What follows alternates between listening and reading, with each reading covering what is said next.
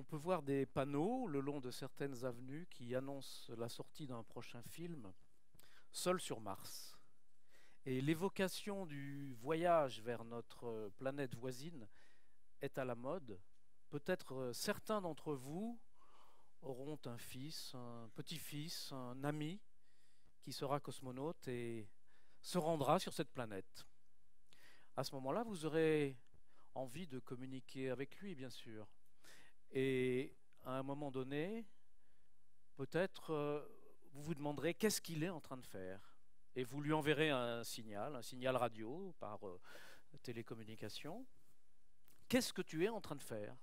Le signal va partir de la planète Terre, arriver sur la planète Mars. Votre ami va le recevoir, il va répondre instantanément, il va dire « Je suis en train d'appuyer sur le bouton de mon écran ». Et cette réponse va revenir vous atteindre et vous allez la recevoir à peu près 16 minutes après que vous ayez envoyé la question.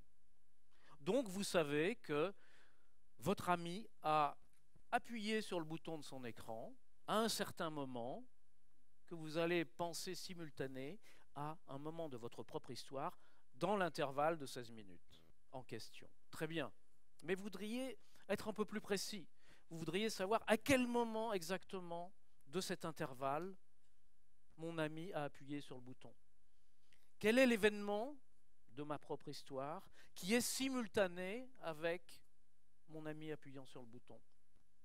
Eh bien, la réponse est que c'est impossible de le savoir. C'est que cette question n'a pas de réponse. Et Albert Einstein, au début du XXe siècle, a beaucoup réfléchi à ce genre de questions, pas forcément à propos d'un voyage sur Mars, mais à propos de la synchronisation des trains, comment synchroniser les horloges en Europe en envoyant des signaux. Et il est arrivé à la conclusion qu'il était impossible de définir la simultanéité d'une manière qui soit objective, et même de définir la chronologie. Qu'est-ce que ça veut dire? Ça veut dire que s'il y a deux événements qui se produisent dans l'univers, par exemple, j'imagine une étoile qui explose de manière spectaculaire en supernova, d'un côté, premier événement. Autre événement, une comète qui s'écrase sur la planète Jupiter, par exemple, comme on a pu l'observer il y a quelques années. Et puis les astronomes observent ces deux événements et ils se disent, est-ce qu'ils sont simultanés ou est-ce qu'un des deux événements s'est déroulé avant l'autre, chronologiquement? Est-ce que l'un des deux événements est antérieur à l'autre? Et puis ces astronomes vont faire des mesures, vont faire des calculs, et puis un astronome va conclure, eh bien voilà, ces deux événements sont simultanés. Et un autre astronome va faire le même genre de calcul, et disons sur une autre planète, avec un autre observatoire, il va dire non, non, non, la supernova s'est déroulée avant la comète. Et un troisième va dire non, la comète est antérieure à la supernova. Ils vont arriver à des résultats contradictoires. Alors lequel a raison? Eh bien en fait, aucun n'a raison. Ils ont tous la même légitimité et les trois réponses sont aussi valables l'une que l'autre. C'est-à-dire à cette question, est-ce que les événements sont simultanés ou non? Il n'y a pas de réponse. On peut répondre n'importe quoi, ça a exactement la même valeur. Ce qui veut dire que la question n'a aucun sens. La notion de simultanéité n'a aucun sens. C'est ça qu'a découvert Einstein à la charnière du 19e et du 20e siècle. La notion de simultanéité n'a aucun sens. Bon, pour certains événements, bien sûr, dans certains cas, on peut définir la simultanéité, mais de manière générale, non. La chronologie, c'est pareil. On a deux événements. Il peut être impossible de dire si l'un est antérieur ou postérieur à l'autre. Ça n'a pas de sens.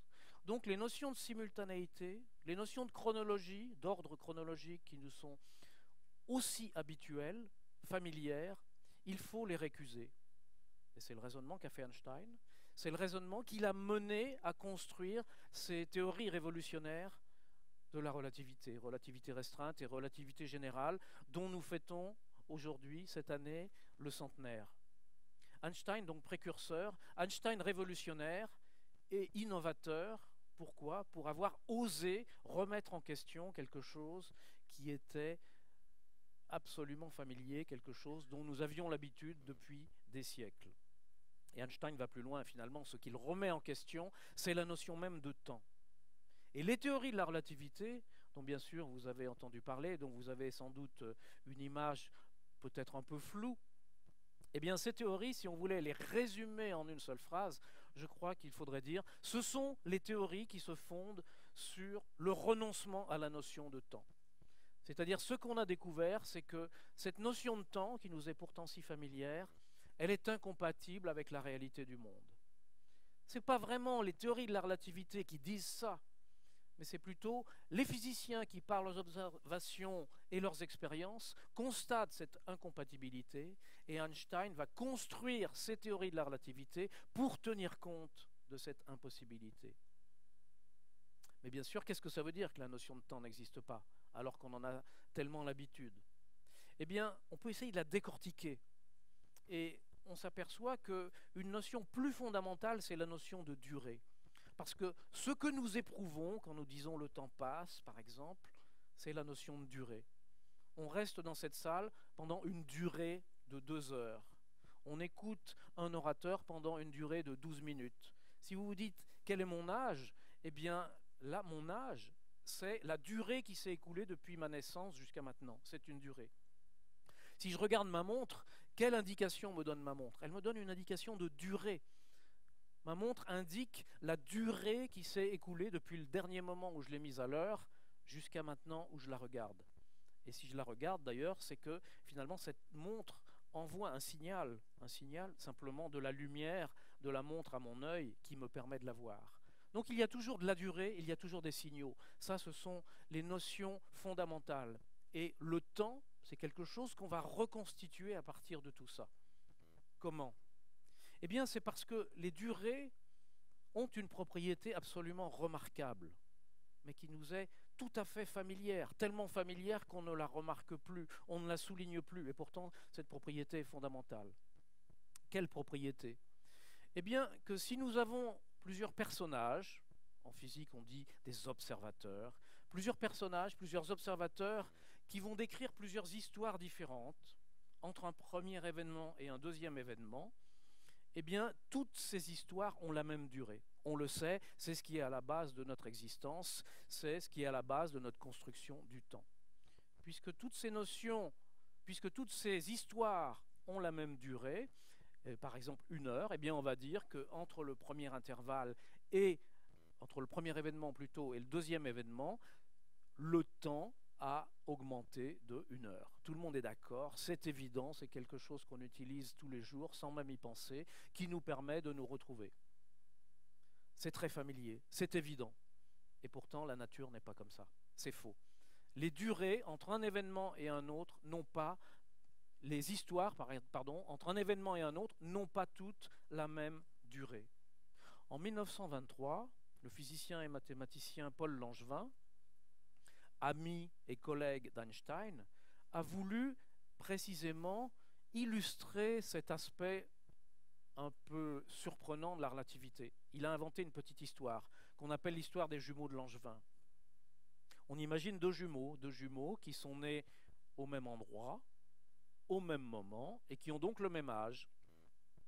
Et le jour où ces jumeaux ont 20 ans, ils fêtent leur anniversaire, leur 20e année commune, et puis l'un des jumeaux se décide à partir faire un grand voyage dans l'espace. Il a une fusée très rapide. Il fait un grand voyage, et puis, beaucoup plus tard, il revient, il retrouve son frère jumeau.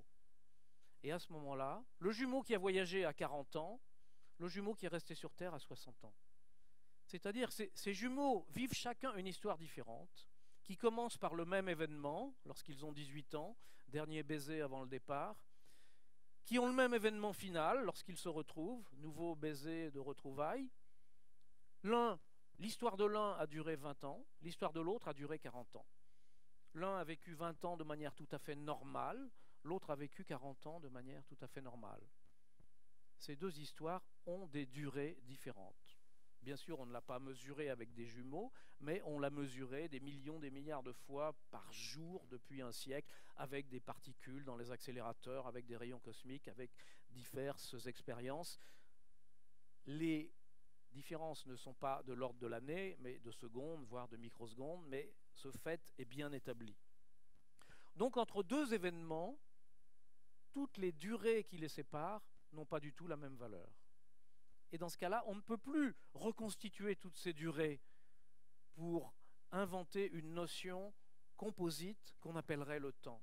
Et c'est dans ce sens-là qu'on s'aperçoit, que Einstein s'est aperçu que le temps est incompatible avec ce qui se passe dans la nature.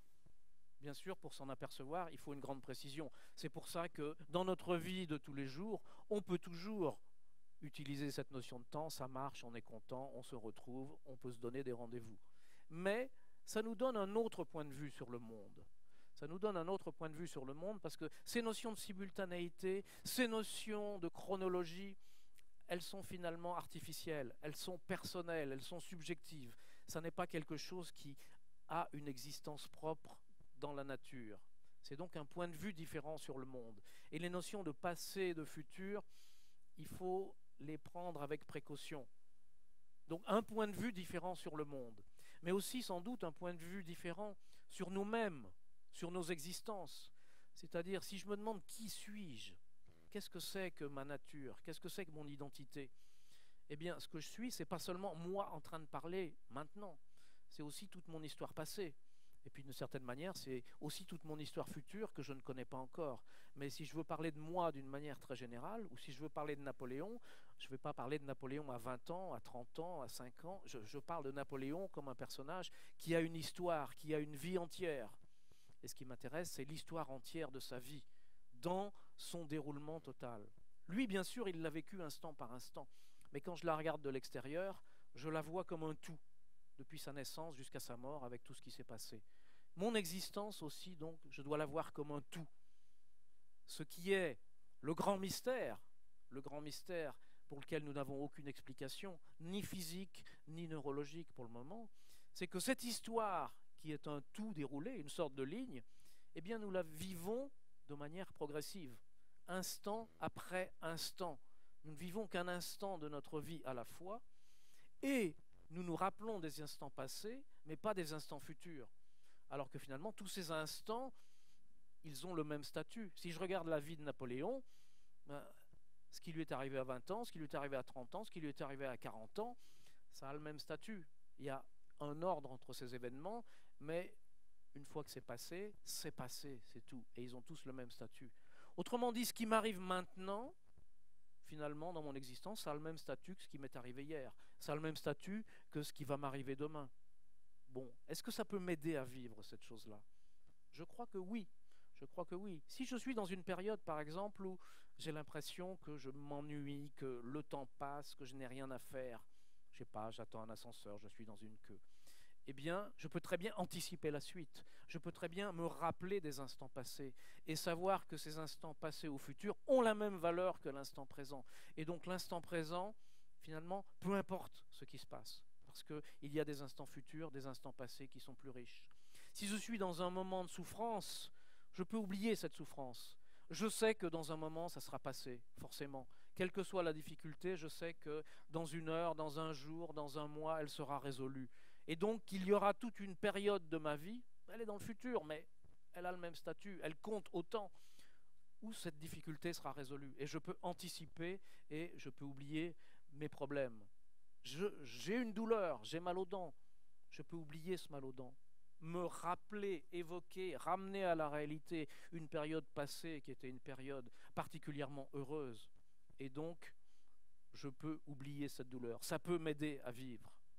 Donc finalement, cette théorie de la relativité apparemment si abstraite, on peut l'utiliser d'une manière concrète pour rendre notre vie plus heureuse, pour relativiser, non pas au sens du relativisme, mais au sens de tenir compte de ce nouveau point de vue sur le monde et sur nous-mêmes que peut nous apporter la physique théorique, et pour nous aider tout simplement à vivre.